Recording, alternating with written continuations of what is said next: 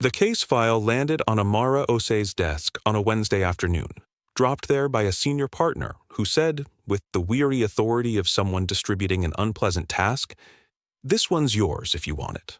Fair warning, nobody else does." Amara picked up the file.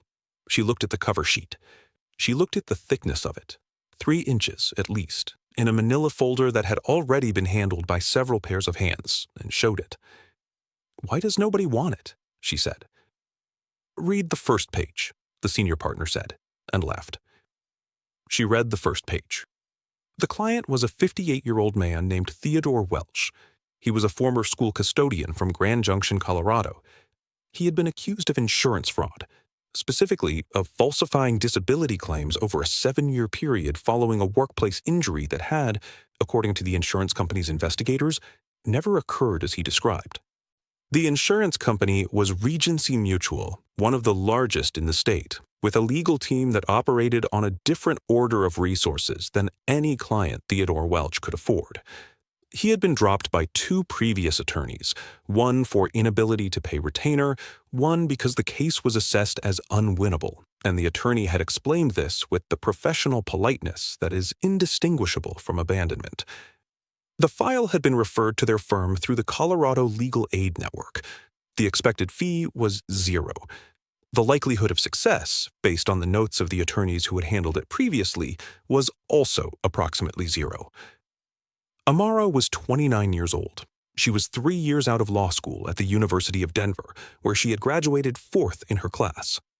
She was the daughter of Ghanaian immigrants who had arrived in the United States in the late 1980s with graduate degrees that American institutions declined to recognize, and who had worked for years in jobs that operated below their actual capabilities. Her father as a hospital orderly, her mother as a hotel housekeeper, with a patience and dignity that Amara had spent her adult life trying to understand and replicate. She had come to law specifically because of a sentence her father had said once, driving her to school on a winter morning when she was 11. "The most powerful thing you can do for someone who has no power is know the rules of the room they're not allowed into." She had never forgotten it. She had built her entire professional orientation around it. She picked up the file and took it home. She read it over the course of 2 evenings. The picture that emerged was this. Theodore Welch had been a custodian at Jefferson Elementary School in Grand Junction for 22 years. In 2016, he had slipped on an icy ramp behind the school during an early morning shift and damaged 3 vertebrae in his lower back. He had been 50 years old at the time. He had spent 4 months in rehabilitation. He had been cleared to return to work with permanent restrictions: no heavy lifting, no extended periods of standing, no bending beyond a certain degree. He had returned to work. He had worked within those restrictions for 18 months until the school district, in a budget restructuring, had eliminated his position. He had filed for long-term disability with Regency Mutual, through whom the school district's liability coverage ran. He had been approved. He had received benefits for 5 years. Then, Regency Mutual had hired a private investigator. The investigator had filmed Theodore Welch over a period of 3 months.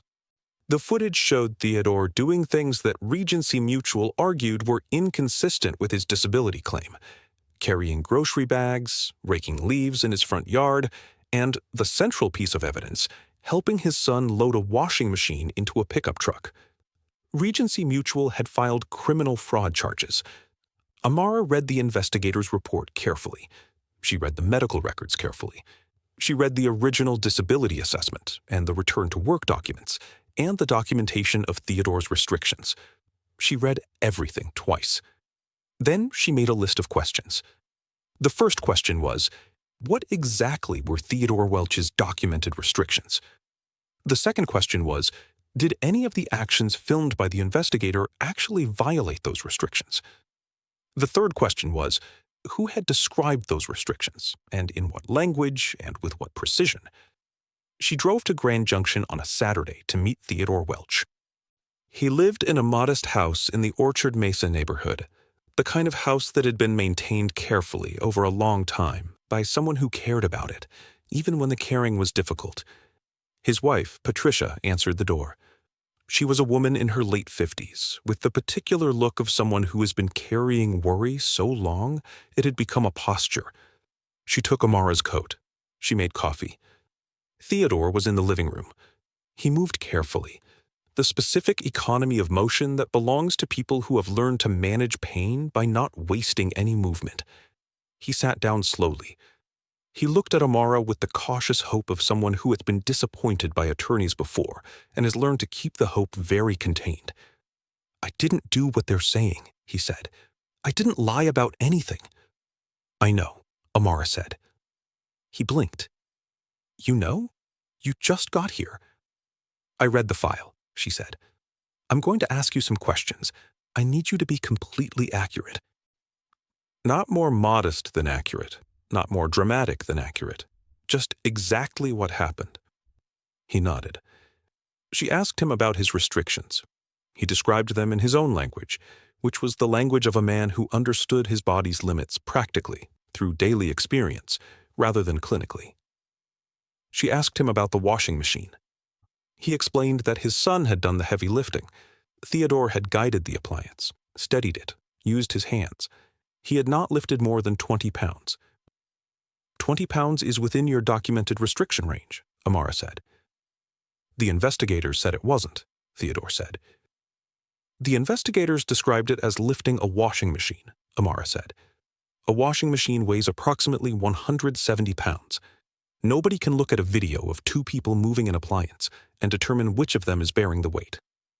She looked at him. "Can you reach your son? I need his statement." "Of course," Theodore said. She drove back to Denver that night, through the mountains, in the dark, working through the case in her mind the way she always worked through things. Not linearly, but in layers, like a structure that needed to be load-tested from multiple angles before she could trust it. The case had been assessed as unwinnable because the video looked damning. Video always looked damning. But video was evidence of appearance, not of fact, and the law was not supposed to adjudicate by appearance. The question was not whether Theodore Welch had moved a washing machine. The question was whether, in moving it the way he had moved it, he had violated the specific clinical parameters of his documented disability restrictions. And the answer to that question was not in the video.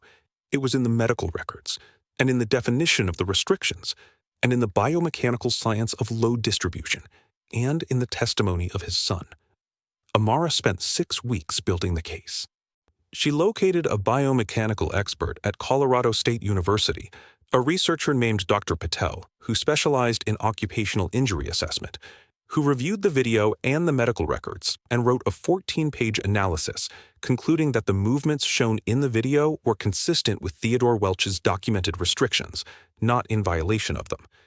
She located the original physician who had written Theodore's disability assessment and obtained his testimony about what the restrictions specifically meant, the language they used, the activities they covered and did not cover. She found 2 other instances in Regency Mutual's claims history, through public court records, where the company had used investigative video to challenge disability claims in ways that subsequently failed in court on similar grounds. Tell us in the comments where in the world you are listening to this story from. If HeartLine Stories has moved you today, please like, subscribe, and share this channel.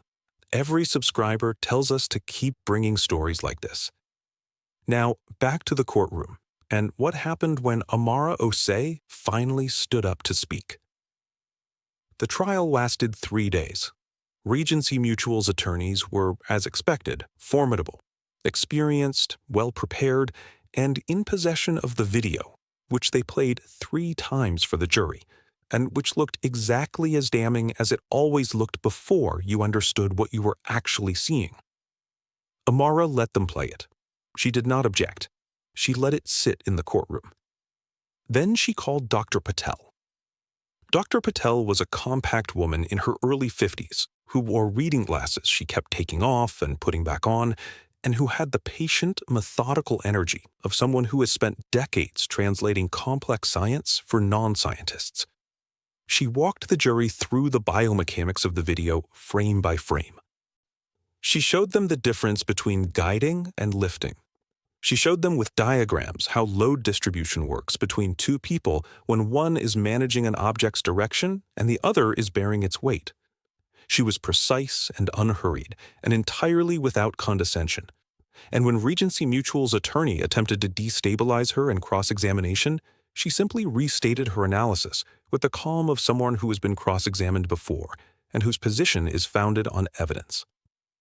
Amara called Theodore's son, Darnell, who was 27 and worked in construction, and who described in direct, clear terms what he had done, lifted the machine, and what his father had done, steadied it, guided it, and who said under cross-examination, with the straightforward certainty of someone reporting a memory rather than a calculation, "My dad did not lift that washer.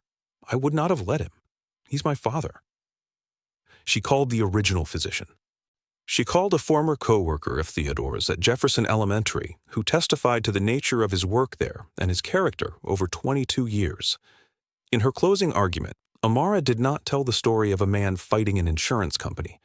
She told the story of a man who had worked in the same school for 22 years, who had gotten hurt doing that work, who had followed every rule and restriction that his doctors and employer had set, and who was now on trial because an insurance company's investigator had filmed him helping his son. She said, "The question before you is not whether Theodore Welch moved. The question is whether what he did constitutes fraud. And fraud requires intent. It requires deception. It requires a gap between what was claimed and what was true. The evidence before you shows no such gap. It shows a man living within his restrictions, doing exactly what he was permitted to do, in exactly the way he was permitted to do it. The insurance company filmed him and told you a story. I've shown you the facts. The facts don't match the story." The jury deliberated for 4 hours. The verdict was not guilty. Theodore Welch stood when the verdict was read. He stood slowly, with the careful economy of a man managing a body that cost him something every day. And he stood fully, and he looked at the jury, and he said nothing, because there were no words for the particular feeling of being seen correctly after years of being seen wrong. Patricia was in the gallery. She pressed both hands over her mouth. Amara gathered her papers. She was very quiet in the moment after verdicts. It was a private ritual she'd developed, a few seconds of stillness before she let the outcome become real. Theodore turned to her. He said, "Nobody else would take this." "I know," she said. "Why did you?" She thought about her father, driving her to school on a winter morning when she was 11, saying the most powerful thing you could do for someone who has no power is know the rules of the room they're not allowed into. Because the rules were on your side, she said. Someone just had to read them carefully. 6 months after the verdict, Amara was named a partner at the firm, the youngest in its 40-year history. The announcement noted her pro bono record. It noted her win rate. It noted her specialization in cases where the institutional power differential between parties was extreme. What it did not note, what couldn't be captured in an announcement, was the particular shape of the understanding she brought to each case she took. The understanding that had come from watching her parents work below their capabilities for years, and from knowing that the distance between what a person deserved and what they received was often not a matter of justice, but of who knew the rules of the room.